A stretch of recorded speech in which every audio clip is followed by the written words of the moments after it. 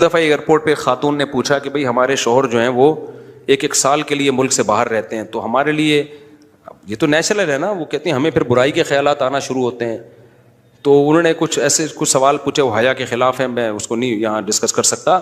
میں نے ان سے کہا میاں کے علاوہ آپ کے پاس کوئی راستہ نہیں ہے اپنی خواہش پوری کرنے کا.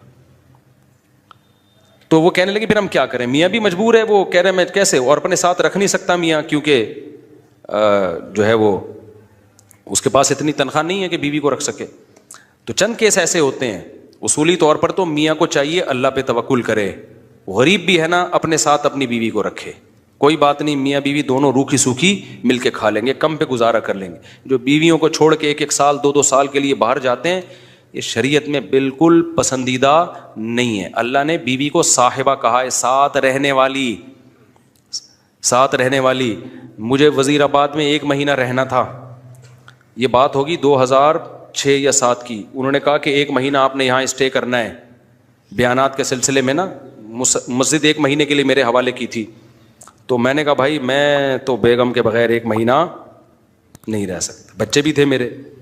تو میں نے کہا 1 مہینہ میں نہیں رہ سکتا، مجھے بیگم بچے چاہیے، ان کا بھی ٹکٹ دو تو میں یہاں رہوں گا ورنہ نہیں رہوں گا. تو انہوں نے پھر بیگم بچوں کا بھی ٹکٹ دیا.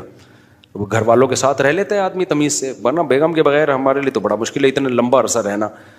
مجبوری میں رہنا پڑتا ہے تو ایک الگ بات ہے، لیکن ہے مشکل کام. چاہے کتنے بھی آدمی کے میاں بیوی میں جھگڑے ہوں نا، نہیں رہ سکتا بھائی. تو 1 سال کے لیے پتہ نہیں کیسے رہ لیتے ہیں لوگ بیگم کے بغیر. ٹھیک ہے ان کی مجبوری ہوتی ہے، میں مانتا ہوں، لیکن اس میں کوشش کرو اللہ پہ توکل کرو. بیگم روکھی سوکھی کھا لیں گے، لیکن اللہ میاں نے بیگم کو صاحبہ کہا ہے قرآن میں. صاحبہ کا مطلب ساتھ رہنے والی. صاحبہ کا کیا مطلب ہے؟ ساتھ رہنے والی. تو اس کا مطلب جب شادی ہو گئی تو وہ پھلترو کی طرح تمہارے ساتھ چپک گئی ہے. پھلترو کی طرح اس لیے کہہ رہا ہوں کہ لوگ پسند نہیں کرتے، لیکن اللہ نے اس کو آپ کے ساتھ کیا کر دیا ہے، چپکا. اب جہاں جاؤ گے بیگم صاحبہ ساتھ ہوں گی. آپ شارٹ ٹائم کے لیے جانے ایک الگ بات ہے، لانگ ٹائم کے لیے جانا ہے تو بیگم آپ کے ساتھ اللہ نے بولو چپکا دیے. وہ خود بھی گناہ سے بچے گی، تم بھی گناہ سے بچو گے. تو اس لیے یہ طریقہ ٹھیک نہیں ہے سال کے لیے میاں بیوی کا دور رہنا.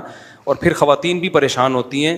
تو گناہ کسی کے لیے بھی حلال نہیں ہے. میں نے اس خاتون سے کہا کہ 1 سال آپ کا شوہر باہر ہے، کیا اس کے لیے حلال ہے گناہ کرنا وہاں پہ؟ جب اس کے لیے حلال نہیں ہے تو آپ کے لیے بھی حلال نہیں.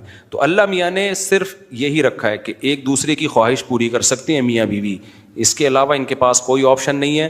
تو اب پھر بھی نہیں آ رہا میاں، تو میں نے ان خاتون کو یہ کہا کہ اپنے آپ کو بزی رکھیں. آپ کیا رکھیں بھائی؟ کوئی پازیٹیو ایکٹیویٹیز میں اپنے آپ کو کھپا دیں. ایسی موویز تو ویسے بھی ٹھیک نہیں ہے دیکھنا، خاص طور پہ فحش موویز دیکھنا، اور ٹک ٹاک پہ صبح شام بے حیائی.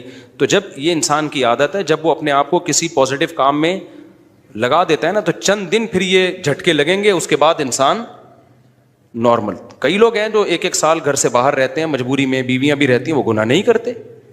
وجہ کیا ہے کہ وہ سوچتے ہی نہیں نا اس بارے میں، وہ اپنے آپ کو بزی رکھتے ہیں، مصروف رکھتے ہیں. تبلیغی جماعت میں سال کے لیے لوگ جاتے ہیں. میں تو اس کو صحیح نہیں سمجھتا بیگم کو، جوان بیوی کو چھوڑ کر جاؤ آپ. لیکن بہرحال جو جاتے ہیں تو وہ گناہ تھوڑی کرتے ہیں، بچے رہتے ہیں، کیونکہ وہ ایک خاص ترتیب میں اپنے آپ کو جوڑ چکے ہوتے ہیں. بہرحال یہ نہیں ہے اس کو. تبلیغی جماعت میں سال کے لیے جا رہے ہو، اگر شادی شدہ ہو بیگم کو بھی لے کے جاؤ ساتھ میں. ہم تو یہی کہتے ہیں تبلیغ والوں سے بھی، بھائی اگر سال کے لیے جا رہے ہو نا، تو یہ زمانہ بہت خطرناک زمانہ ہے. حضرت عمر نے جہاد میں نہیں چھوڑا تھا، تو یا اس کے لیے جو ہے وہ ایجڈ ہو گئی ہے، بوڑھی ہو گئی ہے، ایک الگ بات ہے. لیکن آج کل بہت مسائل کھڑے ہونے کا خطرہ ہوتا ہے. لوگ کہتے ہیں نہیں فلاں سال کے لیے گیا کوئی مسئلہ نہیں ہوا. بھائی مسئلہ ہونے پر حکم کا مدار نہیں ہے، فتنے پر حکم کا مدار ہے، خوف پر. بے پردگی جب ہوتی ہے تو لازمی زنا نہیں ہوتا، لیکن زنا کا خطرہ ہوتا ہے. تو خطرے کی بیس پہ شریعت نے عورت کو پردے کا حکم دیا ہے. سمجھ رہے ہو؟ تو آپ اپنی بیگم کو 1 سال کے لیے، جوان بیوی ہے، اس کو چھوڑ کے چلے گئے تو ضروری نہیں کہ وہ برائی میں لگے، لیکن برائی کا خطرہ ہے نا. تو خطروں کی بیس پہ احکام دیے ہیں شریعت نے. برائی کا یقین ہو پھر تو بالکل ہی حرام ہے. تو خطرے کی بیس ہے، خطرہ اس بات کا. اس لیے اتنا لمبا بیگم کو چھوڑ کے جانا ٹھیک. اور میں آپ سے بتاتا ہوں، دیکھو جس کو بیوی کے حقوق دینے ہو نا، اپنی بیٹی کو سامنے رکھ کے سوچ لے. آپ یہ چاہتے ہو کہ آپ کی بچی کی شادی ہو اور داماد اس کو 1 سال کے لیے چھوڑ کے چلا جائے، تو آپ اپنی بیٹی کے لیے پسند کرو گے اس بات کو؟ تو جو اپنے کے لیے پسند نہیں کر رہے، دوسروں کی بیٹیوں کے لیے کیوں پسند کر رہے ہو اس بات کو؟ بھائی یہ تو غلط ہے نا. تو اس لیے یہ اچھے لوگوں کی علامت نہیں ہے. ہاں تبلیغ میں اللہ کے لیے قربانی دے رہے ہوتے ہیں، لیکن بیگم کو بھی لے جاؤ یار. سمجھتے ہو کہ نہیں سمجھتے؟ یا پھر شادی کے بغیر پہلے سال لگا لو, شادی کی ہے تو پھر بیگم کو ساتھ لے کے جاؤ. تو بڑے مسائل کھڑے ہونے کا خطرہ ہوتا ہے آج کل. تو اس لیے اس میں جب, اور اگر نہیں ہے کوئی صورت نہیں بن رہی ہے تو پھر اپنے آپ کو مثبت ایکٹیویٹیز میں اتنا کھپا دو. تو میں آپ کو گارنٹی سے کہتا ہوں چند دن چند مہینوں کے بعد آپ کے دماغ سے وہ خیالات نکل جائیں گے. تو آپ مصروف کر دو گے اپنے آپ کو, لیکن اس بیس پہ آپ کے لیے کوئی بھی گناہ حلال نہیں ہے, گناہ حلال نہیں ہوگا آپ کے لیے. اچھا بھائی, طاہر شمیر رحیم یار خان انٹرچینج سے جب بھی گزر ہو میرے پاس کھانا کھا کے جائیں. ٹھیک ہے انشاءاللہ, صلو علی الحبیب. چلیں کبھی گزریں گے تو, لیکن وہی ہے کسی سے ملاقات نہیں کروانی, سیدھا کھانا رکھ دینا ہے, اصرار نہیں کرنا, ہماری مرضی, کھانا کھائیں نہیں کھائیں, نکل لیے پھر ٹھیک ہے. ایسی دعوت ہمیں بہت اچھی لگتی ہے. دیکھو مجھے وہ مہمان اچھا لگتا ہے جو بے تکلف ہو. آپ سمجھتے ہو نا میری اس پوری تقریر سے کہ میں لوگوں سے ملنا نہیں چاہتا, ایسا نہیں ہے. بے تکلف آدمی مجھے پسند ہے.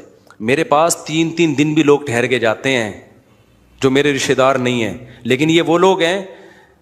کیسے لوگ ہیں؟ ابھی پشاور سے میرے پرانے دوست آئے ملنے کے لیے, آئے, میں نے کہا السلام علیکم, کیا حال ہے, سب سیٹ چل رہا ہے, الحمدللہ. اس کے بعد پتہ نہیں میں بھول گیا, وہ خود ہی جا کے کھانا کھا رہے ہیں. میں تو مصروف آدمی ہوں بھائی, خود ہی کھانا کھا رہے ہیں, لیکن برا نہیں محسوس کر رہے. پھر جب مجھے ٹائم ملتا ان کو بلا لیتا, آ جاؤ یار بیٹھتے ہیں, یا بھائی چائے بنا کے لاؤ, بھائی ان کو بھی پلاؤ مجھے بھی پلاؤ.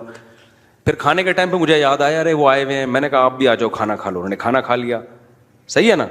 پھر بھول گیا میں کہاں گئے, پتہ نہیں کہاں گئے. پھر اگلے دن مجھے یاد آیا اوڑے بندہ آیا ہوا ہے بھائی, لیکن وہ ناراض نہیں ہو رہا. پھر میں آیا, جب میں فارغ ہوا میں نے کہا آ جاؤ یار, میں نے فلاں جگہ جانا ہے بیان کے لیے, آپ بھی میرے ساتھ ہی گاڑی میں آ جاؤ. اپنے ساتھ گاڑی میں بٹھایا, لے گئے ان کو, بیان کیا, گھمائے, پھر آیا اپنے ساتھ ہی واپس لے. پھر بھول گیا میں, پتہ نہیں بندہ گیا کہاں پہ. تو وہ ناراض نہیں ہوئے. 3 دن اسی طرح ہم نے ہنسی خوشی گزارے. اس کے بعد وہ نکل لیے. انہوں نے کہا میں پشاور پہنچ چکا ہوں. میں نے کہا یار کوئی میری طرف سے کوتاہی ہو گئی, معاف کر دینا. کہہ رہے کہنا تو یہ چاہیے تھا, بدتمیزی کی انتہا کر دیا آپ نے. لیکن وہ خوش تھا. تو ایسے بندے 100 دفعہ ہیں. میں نے تو ایک کمرہ اسپیشل مہمانوں کے لیے بنایا ہوا ہے, واش روم کے ساتھ, کہ مہمان آئیں اسٹے کریں یہاں پہ. لیکن وہ مہمان جو تکلف والا نہ ہو کہ جی پوچھا نہیں مجھے ناشتے میں مفتی صاحب نے, بھائی ہماری بہت ٹینشن ہے, ابھی یہ تجھے پوچھیں گے تو ہم تو گھر والوں کو کون پوچھے گا.